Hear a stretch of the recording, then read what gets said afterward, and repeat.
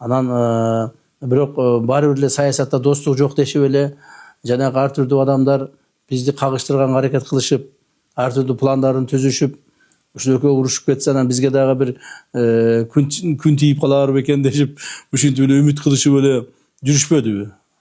Бирок азыр деле ошо үмүт кылгандар бар. Бирок ошолордун баардыгынын үмүтү, ою таш кабат. Таш капты жана мындан ары да таш кабат. Себеби биз дагы бир жолу айтайын. Садыр Кожоевичтин бийлигине же болбосо президенттигине мен кызыгып аткан жерим жок.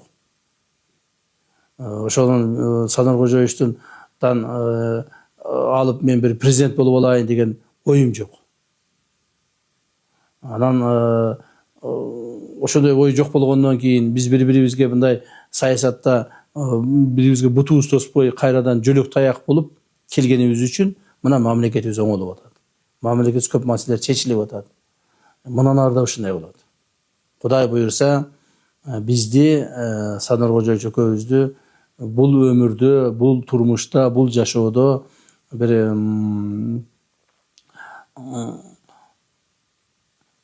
ажыраштыруу бул өмүрдүн бүткөндүгүнүн гана себеби болушу мүмкүн да.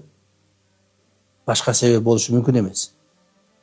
Мен мындан ары дагы ушул Кудай буйрса, Кудайым ден соолук берип иштеп турсак, ушундай таризде өмүрүбүздү улантсак, бүтүрсөк деген